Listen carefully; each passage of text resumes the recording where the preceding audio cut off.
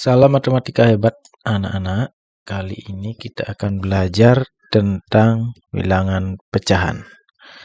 Nah, sebelum bahas tentang pecahan, mari kita perhatikan atau amati dulu gambar-gambar berikut ini. Yang pertama ini adalah gambar buku. Ini ada 10 buah buku, kemudian diwarnai kuning 2 buah buku. Kemudian gambar yang kedua ini adalah gambar tongkat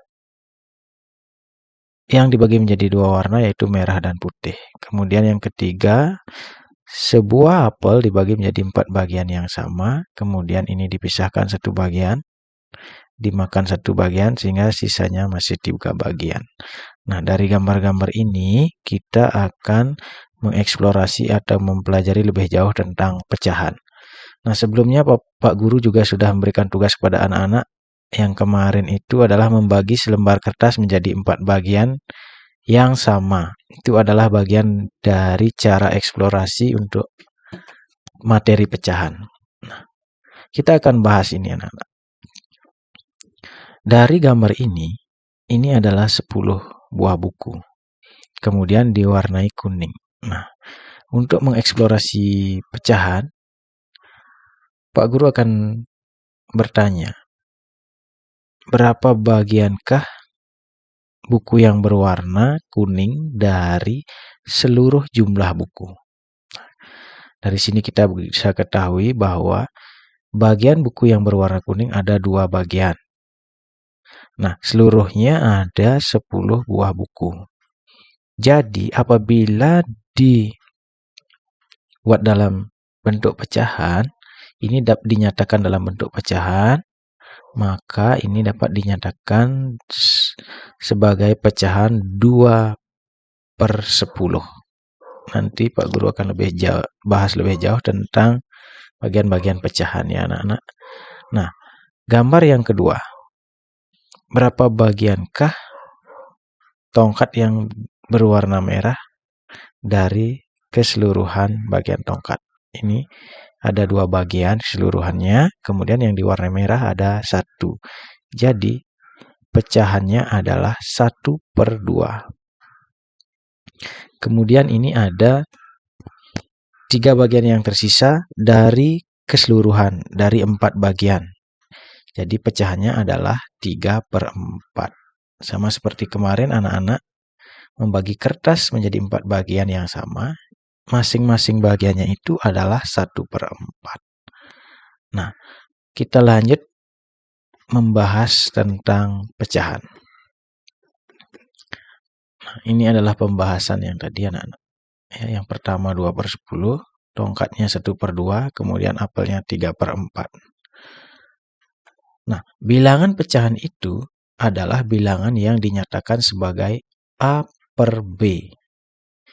Dengan A dan B adalah bilangan bulat dan B tidak sama dengan 0. Jadi B-nya ini tidak boleh sama dengan 0.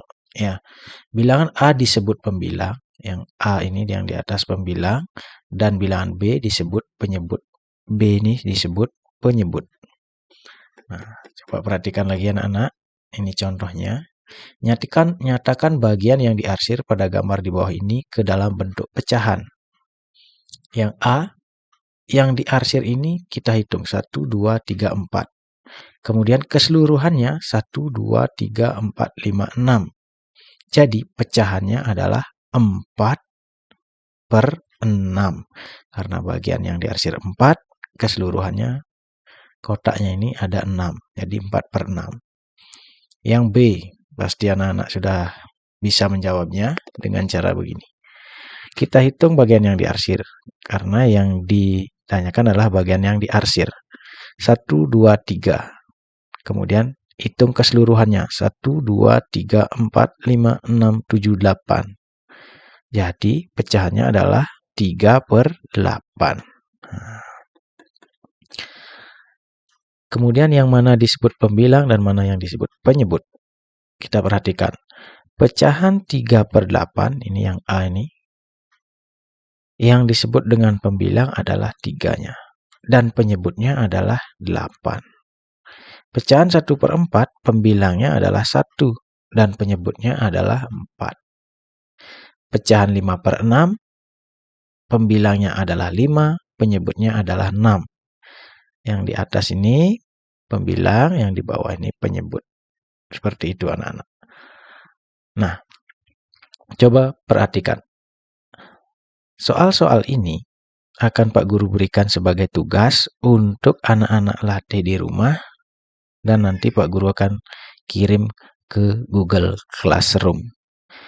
Nah, yang paling penting di sini adalah anak-anak bisa mengeksplorasi atau mempelajari di rumah, mempelajari dulu sebelum anak-anak menjawab soal-soal yang akan Pak Guru berikan. Nah, perlu anak-anak ketahui, dalam bahasa Inggris, pembilang itu disebut enumerator dan penyebutnya disebut dengan denumerator. Ini adalah pengetahuan tambahan. Yang paling penting anak-anak nanti berlatih di rumah, nanti silakan coba soal-soal yang akan Pak Guru berikan sebagai tugas.